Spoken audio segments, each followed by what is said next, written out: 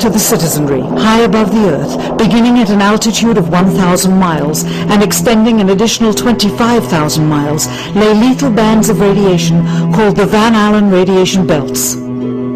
Every space mission in history with humans on board, from both the United States and Soviet Union, from the first in 1961 to the present, has been well below this deadly radiation field.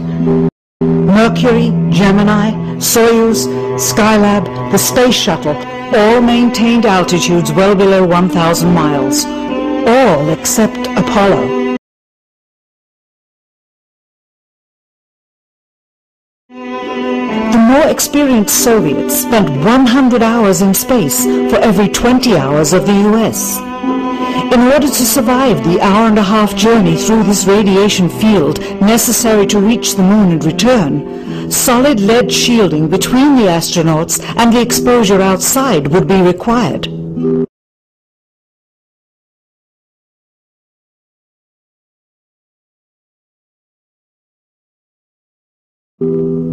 The mammoth Saturn V rocket used by Apollo was already 35 stories tall and weighed as much as a battleship. To add additional tonnage in the form of a lead barrier completely surrounding the crew members would have made it impossible for the vehicle to get off the ground.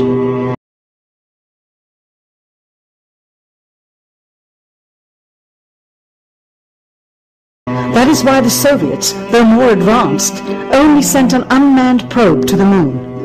The Apollo spacecraft's narrowest shielding was less than 1/8 of an inch of light aluminum.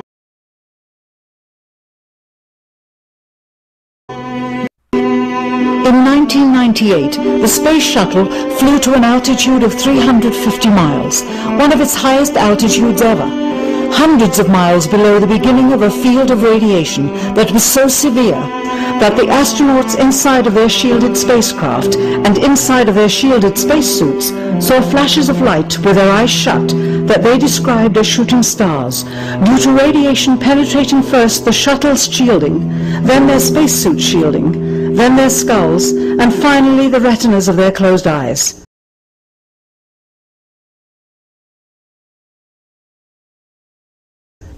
As a result, CNN issued the following report noting NASA's unpredicted surprise.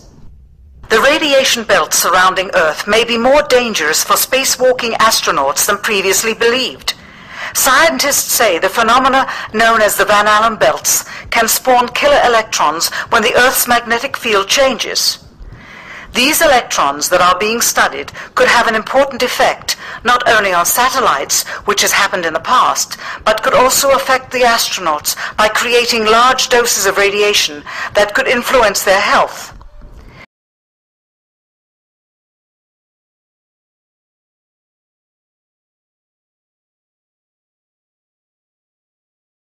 The electrons can penetrate through various materials, including spacesuits, and can pass through, in fact, the walls of the space station, and can create high charges deep inside of these objects.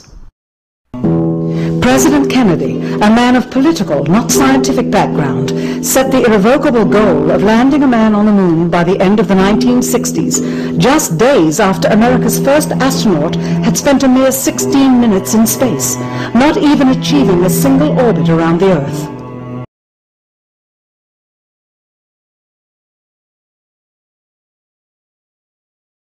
We choose to go to the moon in this decade and do the other things, not because they are easy, but because they are hard. We take an additional risk by making it in full view of the world. But as shown by the feat of astronaut Shepard, this very risk enhances our stature when we are successful. The technology necessary to launch the massive Saturn V rocket and an intercontinental ballistic missile is 95% similar. When the Soviet Union launched mankind's first satellite, Sputnik, in 1957, there was grave concern that they had mastered space ahead of the United States and might use this advantage to launch a first nuclear strike from an orbit high above North America. When they also put the first animal in space, then the first man in space, then achieved the first spacewalk, the first crew of 3, and the first ever of 2 simultaneously orbiting spacecrafts, concern turned to fear and then horror as America watched their communist enemy achieve all these firsts with no hope in sight of ever catching up. Mr. President, a member of Congress said today that he was tired of saying the United States second to Russia in the space field. I suppose he speaks for a lot of others. What is the prospect that we will catch up with Russia and perhaps surpass Russia in this field? However tired anybody may be, and no one is more tired than I am, it is a fact that it's going to take some time, and I think we have to recognize it. They secured these large boosters, which have led to their being first in Sputnik and led to their first putting their man in space. We are, I hope, going to be able to carry out our efforts with due regard to the problem of the life of the man involved this year. But we are behind. If it was impossible to better the Soviets in the space race, which was really a race of technological armaments, what could be done? How could America offset the threat of superior weaponry?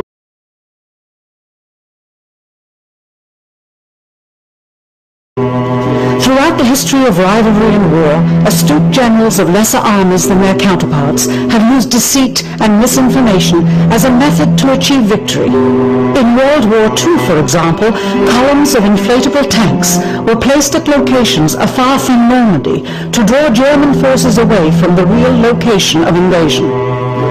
The Star Wars missile defense program rigged tests to make it seem more advanced than it really was. That's the conclusion of the General Accounting Office. The aim was to fool the Soviet Union about US military readiness during the Cold War.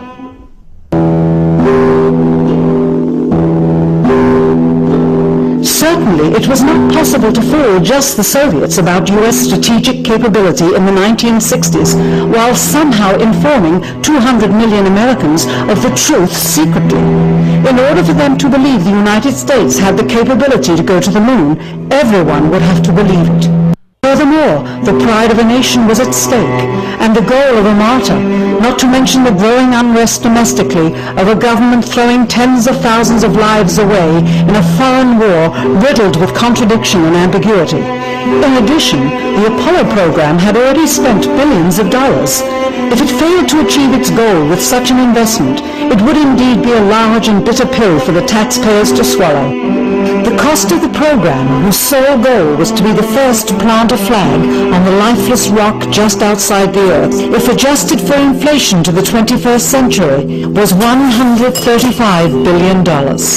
With a profit margin of just 7%, this would be equal to over $9 billion profit going to the privileged contractors chosen by their friends at NASA.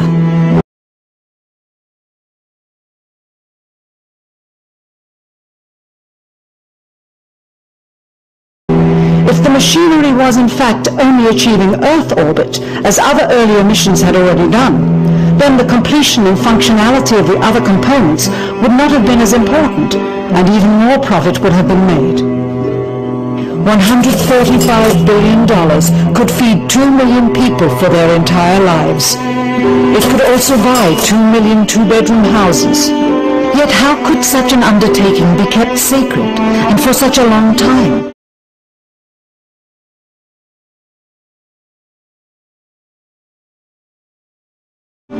To the latter, one needs only to remember that an unsolved riddle 6 years older, the assassination of President Kennedy, still daunts the minds of the vast majority of Americans. As a parent of a conspiracy, as his assassin being assassinated himself, the truth of the matter has still escaped history.